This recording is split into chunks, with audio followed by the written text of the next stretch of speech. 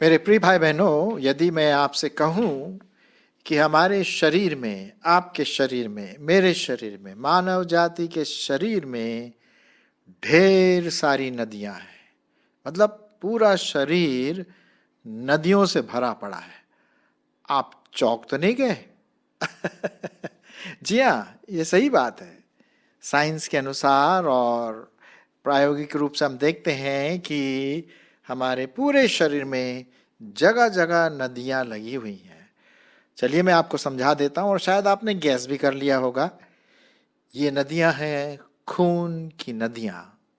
पूरे शरीर में, पूरे हमारे वेन्स में वो नदियां बहती है। वो नदियां जो है खून की है, रक्त की है, लहू की है, ब्लड की है।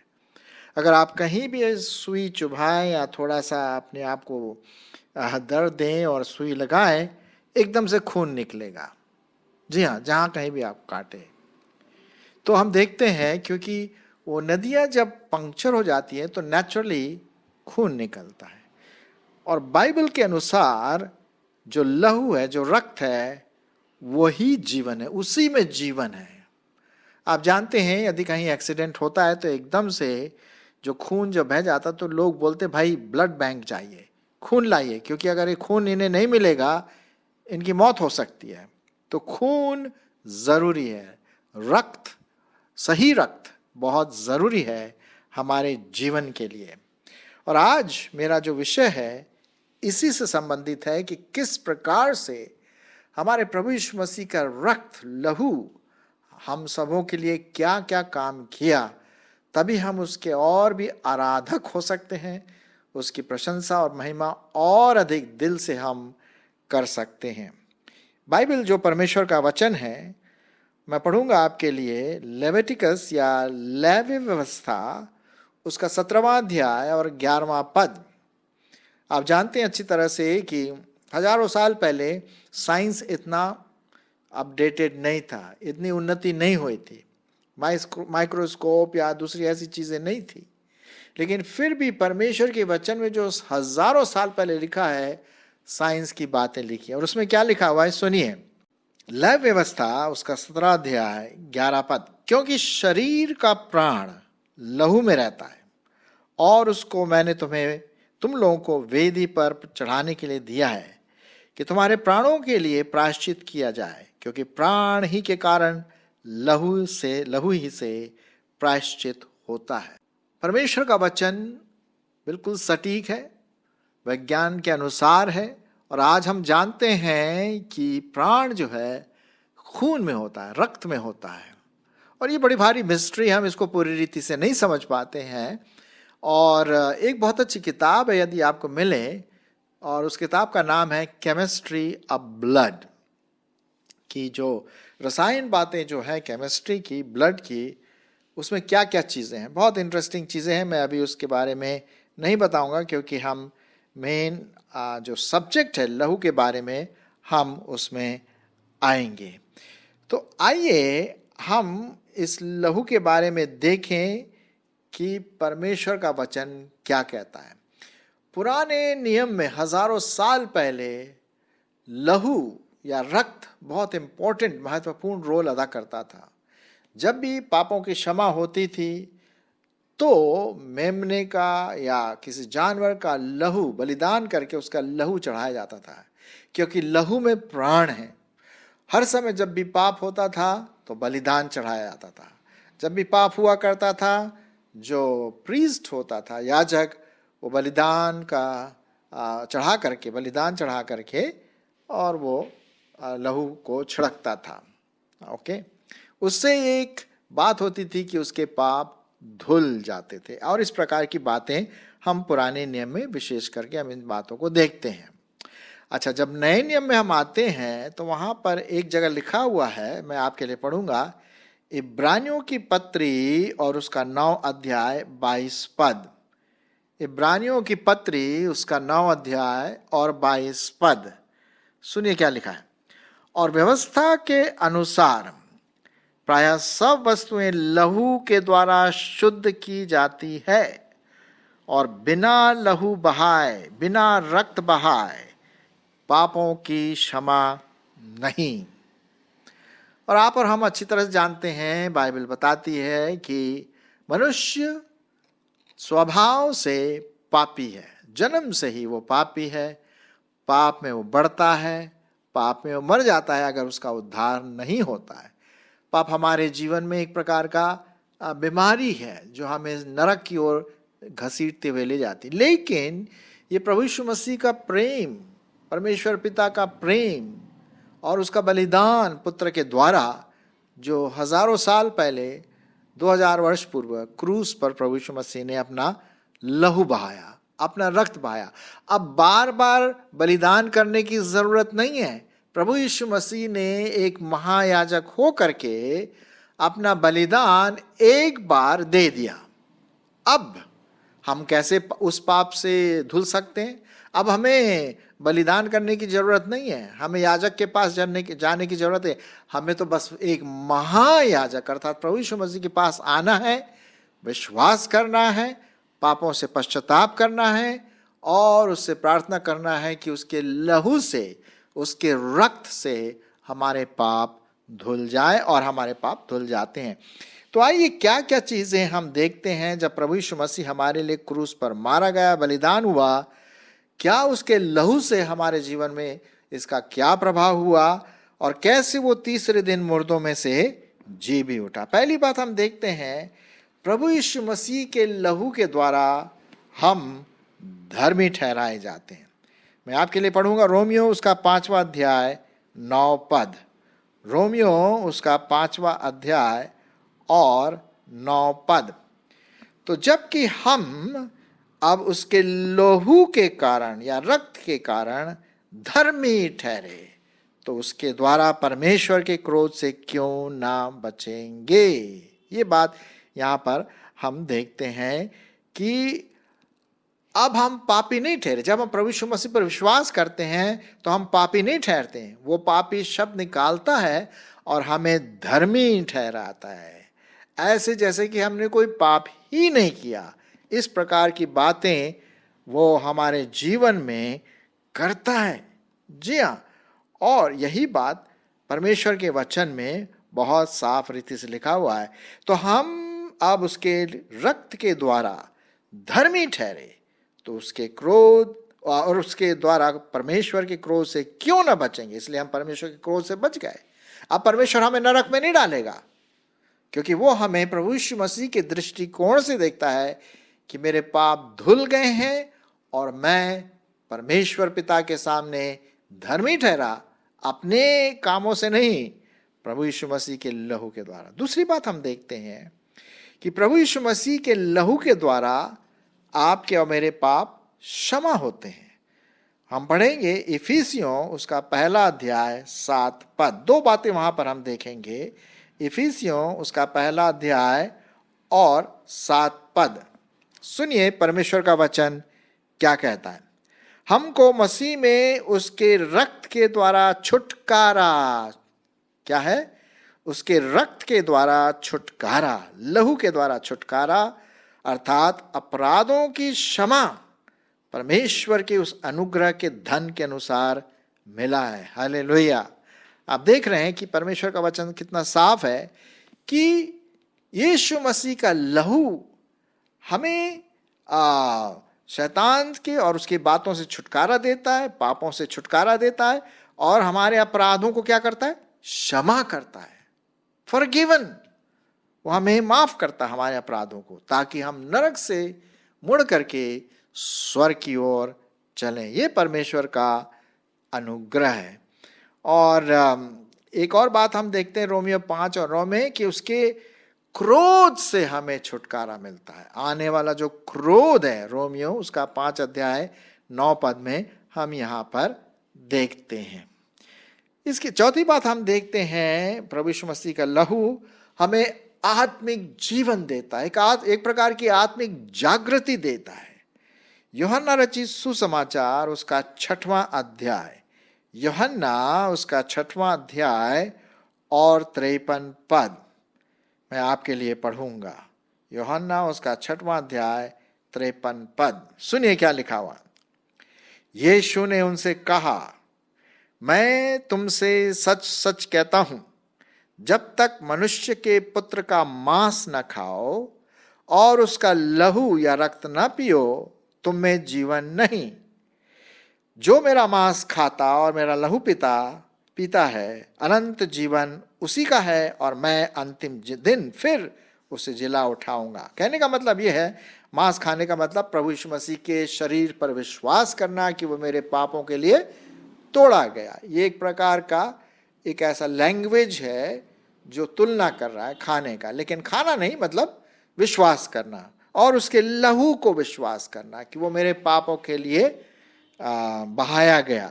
तो जब हम ऐसा करते हैं तो हमारे जीवन में जो मृतक शरीर है, पाप में जो मरा हुआ शरीर है, उसमें नया जीवन, नया मोटिवेशन, नई फोर्स, नई आत्मा हमारे जीवन में आता है और हम आत्मिक रीति से जीवित हो उठते हैं जब हम प्रभु यीशु मसीह के लहू पर, उसके रक्त पर जो उसने बहाया, विश्वास करते हैं।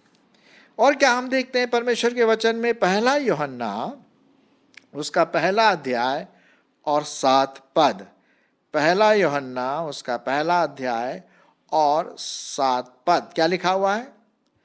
पर यदि जैसा वह ज्योति में है वैसे ही हम भी ज्योति में चलें तो एक दूसरे से सहभागिता रखते हैं, और उसके पुत्र यीशु मसीह का रक्त हमें सब पापों से शुद्ध करता है। देखिए यहां पर यीशु मसीह का खून, लहू, ब्लड क्या करता है? साफ करता है, हमारे पापों से साफ करता है। हमारे कपड़े जब गंदे होते हैं तो हम क्या करते हैं? हम साबुन लगाते हैं, तरह तरह के साबुन इस्तेमाल करते हैं, है कि नहीं?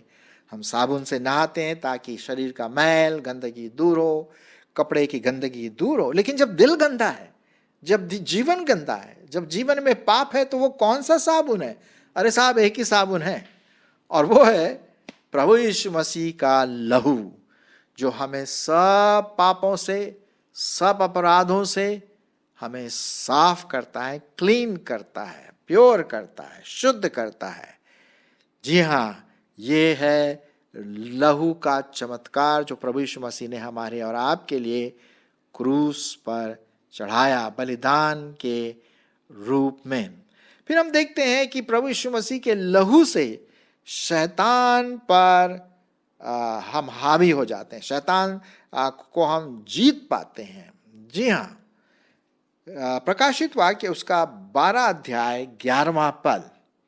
प्रकाशित वाक्य उसका 12 अध्याय और 11 पद। देखिए परमेश्वर का वचन क्या कहता है, सुनिए।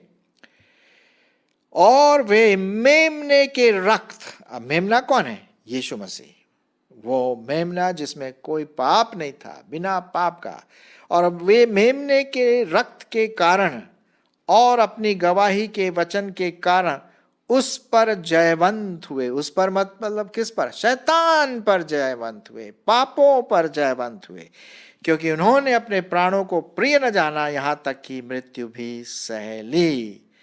तो हम यीशु मसीह के लहू के द्वारा, जो हमारा एनिमी है, हमारा जो शत्रु है, हमारा आत्मिक शत्रु, उस पर हम जयवंत प्राप्त कर सकते हैं, करते हैं।